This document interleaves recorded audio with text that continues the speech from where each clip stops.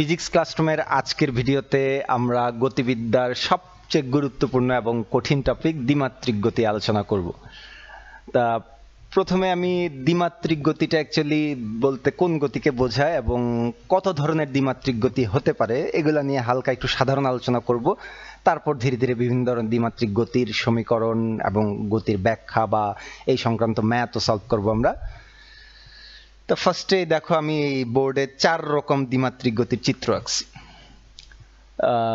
নামগুলো একটু সংক্ষেপে লেখা। এটা হচ্ছে প্রাস বা আমরা বলি প্রক্ষেপক, অন্যভাবে বলা যায় যে ভূমির সাথে তির্যকভাবে নিক্ষিপ্ত বস্তু,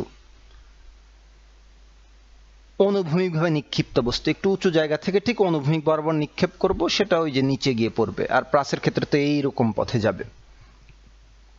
থার্ড যেটা, সেটা হচ্ছে উঁচু স্থান হতে তির্যকভাবে উপরের দিকে নিক্ষিপ্ত, তার মানে উঁচু একটা জায়গা থেকে প্রাসের মতো করে নিক্ষিপ্ত। তো এই যে প্রাসের মতো করে নিক্ষেপ, যে এতটুকু অংশ যদি আমি বলি প্রাসের মতোই, কিন্তু যেহেতু উঁচু জায়গা থেকে নিক্ষেপ করছি একবারে নিচে গিয়ে পড়বে, তাহলে এটা এক্সাক্ট প্রাস না, কিন্তু প্রাসের সাথে মিল আছে কিছুটা। আর লাস্টেরটা যেটা, সেটা হচ্ছে উঁচু স্থান হতে তির্যকভাবে নিচের দিকে নিক্ষিপ্ত বস্তু। এই যে উঁচু জায়গা ভূমির সমান্তরালে নিক্ষেপ করলে তো ওটাই, কিন্তু ভূমির সমান্তরালে না, নিচের দিকে নিক্ষেপ করছে, তার মানে এরকম করে গিয়ে পড়বে। তো এই যে এই 3 ধরনের গতির ক্ষেত্রেই খেয়াল করলে দেখা যাবে যে বস্তুর অবস্থানের পরিবর্তন দেখা যাবে যে এক্স অক্ষ ওয়াই অক্ষ পরস্পর লম্ব দুইটা অক্ষ লাগবে, কারণ সামনের দিকেও দূরত্ব অতিক্রম করবে, উপরের দিকেও দূরত্ব অতিক্রম। এখানে সামনের দিকে নিচের দিকে, সামনের দিকে উপরে বা নিচের দিকে, অর্থাৎ পরস্পর লম্ব দুইটা অক্ষ লাগবে এই 4 ধরনের গতি ব্যাখ্যা করতে। তো এই জন্য আমরা এই প্রত্যেকটাকে বলতে পারি দ্বিমাত্রিক গতি, অর্থাৎ যেই ধরনের বস্তুর গতির বর্ণনা বা ব্যাখ্যা করার জন্য 2টা মাত্রা বা অক্ষ দরকার হয়, বা আমরা তাদেরকে বলি হচ্ছে দ্বিমাত্রিক গতি। তো এই 4 রকম দ্বিমাত্রিক গতি। তা এই 4 রকম দ্বিমাত্রিক গতির মধ্যে কিছু মিল বা অমিল আছে। আমি প্রথমে জাস্ট ওই জিনিসগুলো একটু সংক্ষেপে আলোচনা করে তারপর ধীরে ধীরে একটা একটাতে যাব। আমরা একমাত্রিক গতির সমীকরণ আমি ধরে নিচ্ছি যে তোমরা কিছু না কিছু জানো, কারণ 9, 10 আমরা একমাত্রিক গতির মোটামুটি সরলরৈখিক গতির সমস্ত সমীকরণই মোটামুটি পড়ে আসছি। তার ভিতরে আমি দেখি 2-একটা সমীকরণ লিখি, দেখি তোমরা চিনতে পারো কিনা।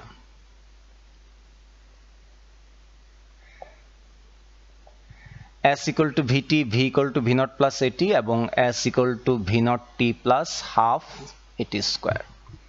3টে ইকুয়েশন লিখলাম, আরো আছে, আমি মাত্র 3টা লিখলাম, বেশি লিখলাম না। এখন কথা হচ্ছে এই 3টা কেন লিখলাম, কারণ আমার লাগবে এই 3টাই। এই 3টা যদি আমার মনে থাকে, আমি এই সব ধরনের বস্তুর গতির সমীকরণ বা সূত্র, যেটাকে আমরা বলি, যাই বলি, সূত্র না, এটা অ্যাকচুয়ালি সমীকরণ, এগুলা গতির সমীকরণ বলা উচিত, এগুলো মনে রাখা সম্ভব। তা তোমরা এগুলা নিশ্চয় পরিচিত মনে হচ্ছে। S equal to Vt, সমবেগে চলমান বস্তুর গতি, অর্থাৎ একমাত্রিক গতি, অনুভূমিকভাবে চলমান বস্তুর গতি, বা যে কোনো একমাত্রিক গতির ক্ষেত্রে বস্তু যদি সমবেগে চলে সেক্ষেত্রে আমরা এই সমীকরণ ব্যবহার করি। কিন্তু সমবেগ না হলে, অর্থাৎ বস্তুর যদি ত্বরণ থাকে, বেগের চেঞ্জ থাকে, তাহলে হইতে পারে সেটা সমত্বরণ, হইতে পারে অসমত্বরণ। অসমত্বরণের কোনো নির্দিষ্ট সমীকরণ আমরা মুখস্থ করি না বা ওই সমীকরণ ব্যবহার করে অঙ্ক করি না, কিন্তু সমত্বরণের ক্ষেত্রে 9, 10 থাকতে আমরা 4টা সমীকরণ পড়ছিলাম।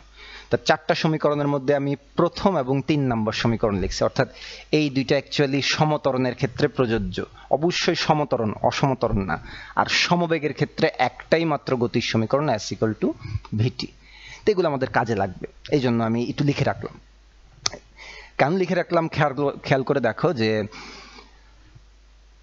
এই যে আমরা প্রাসের ক্ষেত্রে আমি বলি ফার্স্টে, প্রাসকে ভূমির সাথে তির্যকভাবে ভি নট বেগে থিটা নট কোণে নিক্ষেপ করা হয়েছে। নোটেশন আমি ভি নট থিটা নট সব জায়গায় ধরছি, ম্যাক্সিমাম বই এটা ধরা হয়েছে। এই জন্য এই ভি নটটাকে আমরা বলি নিক্ষেপণ বেগ, আর যেই কোণে নিক্ষেপ করছে এটা নিক্ষেপণ কোণ। তো এটার ক্ষেত্রে দেখা যাবে যে, মনে করো আমি যে বস্তুটাকে, মার্কারটাকে আমি এই যে আমার এই হাত থেকে এই হাতে আনবো, এরকম প্রাসের মতো করে নিক্ষেপ করে এই যে এখানে এসে ধরলাম, ভাগ্যিস হাত থেকে পড়ে যায় না, যাই হোক। তো এরকম করে যে গেল, আমি তো নিক্ষেপ করে ধরে ধরে নিয়ে যাচ্ছি না, ছেড়ে দিচ্ছি, অবশ্যই ছেড়ে দিচ্ছি।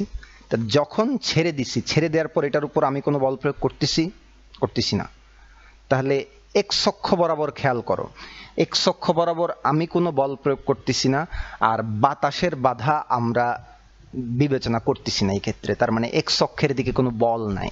তাহলে নিউটন তো বলছে যে বস্তুর উপর বল প্রয়োগ, বাহ্যিক বল প্রয়োগ না করলে তার বেগের পরিবর্তন হয় না। তার মানে এক্স অক্ষের দিকে বস্তুর উপর কোনো বল নাই, বা এই মার্কারের উপর এক্স অক্ষের দিকে সামনের দিকে কোনো বল কাজ করে না, নিক্ষেপ করে যেহেতু ছেড়েই দিছি আমি, তাহলে বল না থাকলে ত্বরণ শূন্য, মানে কি সমবেগ। এই খেয়াল করে দেখো, 4 ধরনের গতি তো প্রত্যেকটা বস্তুর ক্ষেত্রে তো আমরা কি ধরে ধরে নিয়ে যাই না ছেড়ে দিই? তা ছেড়েই যদি দেই বা নিক্ষেপই যদি করি, তাহলে তো আমরা এক্স অক্ষের দিকে কোনোটার ক্ষেত্রেই বল প্রয়োগ করতেছি না, মানে কেউ বল প্রয়োগ করতেছে না, ছেড়েই দিছি আমরা। তাহলে আমরা শিওর বলতে পারি যে এই 4 ধরনের বস্তুর গতির ক্ষেত্রে এক্স অক্ষের দিকে তার গতির হিসাবটা সমবেগের মতোই হবে। আমি যদি এস ইকুয়াল টু ভিটি সমীকরণটা জানি সমবেগের, তাহলে এই সমীকরণ 4টার ক্ষেত্রেই ব্যবহার করতে পারবো। তবে যদিও এক্সাক্ট এই সমীকরণ না, একটু চেঞ্জ হবে, চেঞ্জটা পরে বলবো। তাহলে মনে রাখতে হবে কি, এক্স অক্ষের দিকের হিসাব হচ্ছে সমবেগের মতো 4টার মধ্যে যে কোনো এই 4 রকম, কারণ এর বাইরে দ্বিমাত্রিক গতি আমাদের সিলেবাসে বা আমাদের জানা মতে নাই আর কি, এগুলার মধ্যে মোটামুটি সবগুলাই পড়ে যায় দ্বিমাত্রিক গতি আমাদের পরিচিত। তো এই দ্বিমাত্রিক গতি যতগুলো আছে সবসময় মনে রাখতে হবে অনুভূমিক দিকে অর্থাৎ এক্স অক্ষের দিকে তার গতিটা হবে একবারে এক্সাক্ট সমবেগের মতো। আর ওয়াই অক্ষের দিকে তাদের হচ্ছে ভিন্ন ভিন্ন একটু পার্থক্য দেখা যায়।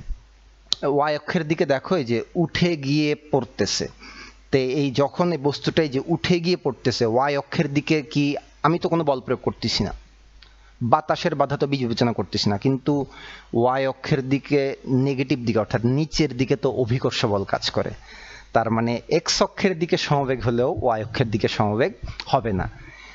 প্রাসের ক্ষেত্রে যেহেতু উঠে গিয়ে পড়ে, তাহলে যখন উপরে উঠতেছে জি কোন দিকে, বিপরীত দিকে, তার মানে অনেকটা নিক্ষিপ্ত বস্তুর মতো হিসাব না, যে উঠে যে উপরের দিকে নিক্ষেপ করলাম, উঠে গিয়ে পড়তেছে, তো এটা নিক্ষিপ্ত বস্তুর মতো হিসাব। তাহলে আমরা মনে রাখবো যে প্রাসের ক্ষেত্রে ওয়াই অক্ষের দিকে হিসাবটা কি নিক্ষিপ্ত বস্তুর মতো, নিক্ষিপ্ত বস্তুর ন্যায়।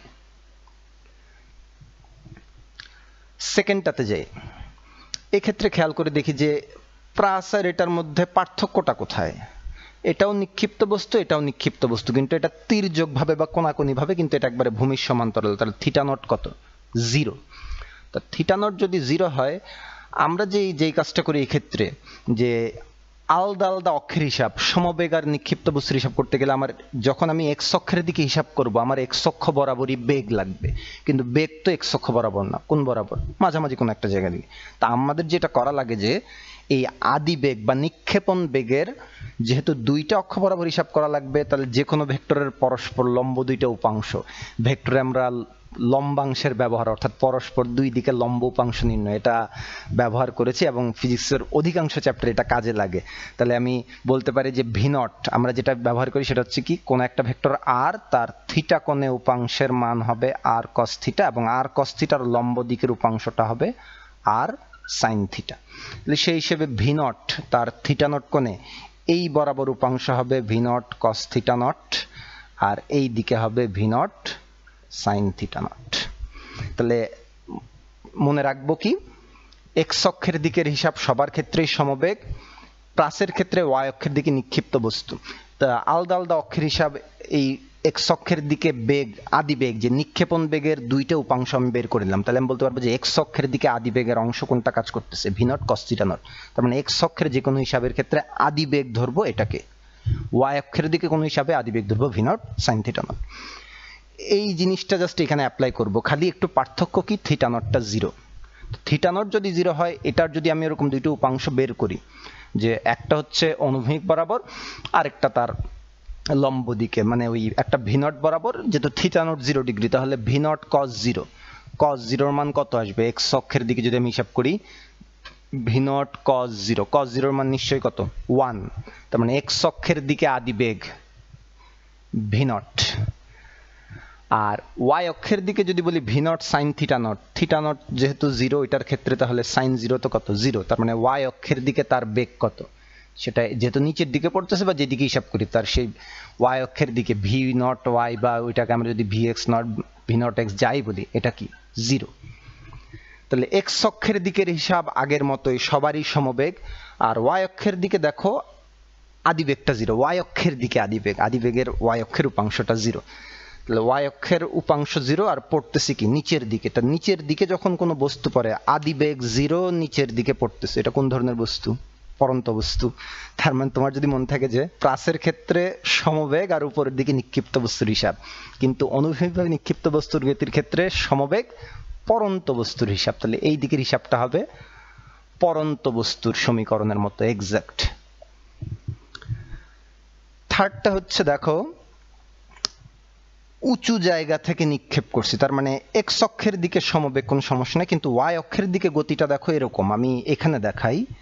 ওয়াই অক্ষের দিকে গতিটা হচ্ছে যে একটা উঁচু জায়গা থেকে উঠে গিয়ে পড়তেছে, অর্থাৎ এই উচ্চতার একটা বস্তু থেকে আমরা যদি উপরের দিকে নিক্ষেপ করি, উঠে গিয়ে পড়ে ভি নট বেগে যদি নিক্ষেপ করি, উঠে গিয়ে একবারে ভূমি পর্যন্ত আসতে যদি টি টাইম লাগে, তাহলে আমরা এটাকে বলি উঁচু জায়গা থেকে উপরের দিকে নিক্ষেপ করছি, জি কাজ করে নিচের দিকে। এই গতির এটা কিন্তু অ্যাকচুয়ালি মানে এক্সাক্ট পুরোপুরি নিক্ষিপ্ত বস্তু না, আবার পুরোপুরি পড়ন্ত বস্তু না, দুইটার মাঝামাঝি উঁচু জায়গা থেকে উপরের দিকে নিক্ষিপ্ত বস্তু। এই ক্ষেত্রে গতির সমীকরণ হচ্ছে যে আমরা যখন লিখি এই জি কাজ করে নিচের দিকে, তা জি কে যদি পজিটিভ ধরি, ভি নট তার কি উল্টা দিকে নেগেটিভ, তার মানে এই সমস্ত সমীকরণে এর জায়গায় আমরা যখন জি বসাবো, প্লাস জি বসালে ভি নট বসাতে হবে কি নেগেটিভ। তাহলে ভি নট বেগে নিক্ষেপের টি সময় পরে যদি ভূমিতে পৌঁছায়, তাহলে যেই উচ্চতা থেকে নিক্ষেপ করা হয়েছিল সেই উচ্চতা H equal to minus V naught T plus half GT square, আর V equal to minus V naught plus GT, অর্থাৎ এই দুইটা সমীকরণ লিখছি। তার মানে এটার ক্ষেত্রে এক্স অক্ষের দিকে সমবেগ, কিন্তু ওয়াই অক্ষের দিকের হিসাব এই যে এই গতির মতো হবে। তো আমি যদি এই দুইটা মনে রাখি, তাহলে এই ক্ষেত্রে সেটা অ্যাপ্লাই করতে পারবো, কিন্তু মনে রাখতে হবে যে আগের মতোই, এই যে আদিবেগ তো আর ঠিক এক্স অক্ষ আর ওয়াই অক্ষ বরাবর নয়, মাঝামাঝি আদিবেগের উপাংশ এই দিকে, তাহলে কি ঠিক এই প্লাসের মতোই ভি নটের থিটা নট কোন উপাংশ, এইদিকে v naught cos theta naught, আর উপরের দিকে তাহলে v naught sine theta naught, অর্থাৎ এক্স অক্ষের দিকে আদিবেগ হিসাব ধরতে হবে কত, v naught cos theta naught, y অক্ষের দিকে আদিবেগ ধরতে হবে v naught sine theta naught. আর সমীকরণ ব্যবহার হবে মূলত এটার মতো, এক্সাক্ট এটা না, চেঞ্জ হবে পরে, আমি আপাতত বললাম যে এটার মতো, ঠিক এই গতির মতো হবে ওয়াই অক্ষের দিকের হিসাব। লাস্টেরটা দেখো, এখানে ভূমির সাথে থিটা নট কোণে নিক্ষেপ করছি, তাহলে এখানেও আমি তাহলে বেগের দুইটা উপাংশ বের করে নিই। এই দিকে তাহলে যে যার সাথে কোণ সেই বরাবর হচ্ছে কজ উপাংশ, তাহলে এই দিকে v naught cos theta naught, আর তার লম্ব দিক বলতে এই দিক, কারণ এই দুইটার মাঝখানে তো ভি নট থাকতে হবে, লব্ধিটা আর কি। তাহলে এই দিকে কাজ করবে V naught sine theta not. এই ক্ষেত্রে এক্স অক্ষের দিকে তো আগের মতোই সবারই সমবেগ, কিন্তু ওয়াই অক্ষের দিকে কি আদিবেগ কি জিরো না আদিবেগ আছে? এটা এখানে আদিবেগ জিরো ছিল, কিন্তু এখানে তো আদিবেগ না, আদিবেগ আছে। তার মানে কি এটাকে কি জাস্ট এরকম আমরা ছেড়ে দিচ্ছি নাকি না নিক্ষেপ করতেছি নিচের দিকে? তাহলে নিচের দিকে নিক্ষিপ্ত বস্তুর হিসাবের ক্ষেত্রে কি হয়, আদিবেগ আছে, ত্বরণের জায়গায় কি জি। নিক্ষিপ্ত বস্তুর ক্ষেত্রে আদিবেগ আছে কিন্তু ত্বরণ কি উপরের দিকে মাইনাস জি। পড়ন্ত বস্তুর ক্ষেত্রে আদিবেগ জিরো, ত্বরণ কি জি। আর এটার ক্ষেত্রে তো অলরেডি দেখছি যে আদিবেগ নেগেটিভ ধরতে হয়, মানে ওয়াই অক্ষের দিকে আদিবেগ নেগেটিভ ধরতে হয়, আর নিচের দিকে ত্বরণটা কি জি। তো এই জিনিসগুলা যদি মাথায় থাকে তাহলে আমরা ইজিলি এই ফর্মুলাগুলো মনে রাখতে পারবো, কিন্তু আমার এক্সাক্ট অ্যাকচুয়ালি মুখস্থ রাখা লাগবে এই কয়েকটা সূত্র। এক্স অক্ষের দিকে এই সমীকরণ ব্যবহার হবে, কিন্তু যদিও ভি ইউজ হবে না, actually V naught cos theta not, V naught cos theta not, এখানের ভি নট, এখানে V naught cos theta not, এগুলা ব্যবহার হবে। ওয়াই অক্ষের দিকে প্লাসের ক্ষেত্রে নিক্ষিপ্ত বস্তু, অনুভূমিকভাবে নিক্ষিপ্ত বস্তুর গতির ক্ষেত্রে পড়ন্ত বস্তু, উচ্চতা থেকে তির্যকভাবে উপরের দিকে নিক্ষিপ্ত বস্তুর গতির ক্ষেত্রে এক্স অক্ষের দিকে সমবে, কিন্তু ওয়াই অক্ষের দিকে হচ্ছে কি এই উচ্চতা থেকে উপরের দিকে নিক্ষেপ করলে যা হয় সেই গতির মতো। আর এটার ক্ষেত্রে হবে হচ্ছে যে অর্থাৎ উঁচু জায়গা থেকে নিচের দিকে তির্যকভাবে নিক্ষিপ্ত বস্তুর গতির ক্ষেত্রে এক্স অক্ষে আগের মতোই সমবে, কিন্তু ওয়াই অক্ষে হচ্ছে নিচের দিকে নিক্ষিপ্ত বস্তুর মতো হিসাব। তো এই জিনিসগুলো যদি মাথায় রাখো, তোমার জন্য ইকুয়েশন মনে রাখা কোনো ব্যাপার না। তাহলে আমরা এবার ধীরে ধীরে একটা একটা করে আমরা দেখব। তাহলে পরের পার্টে দেখতেছি আমরা শুরু করব হচ্ছে কি প্রাস দিয়ে, কারণ এটাই হচ্ছে আমাদের সবচেয়ে গুরুত্বপূর্ণ, এটা থেকে সবচেয়ে বেশি কোশ্চেন আসে। প্রাসটা বুঝে নিয়ে ধীরে ধীরে ওগুলো আমরা করব।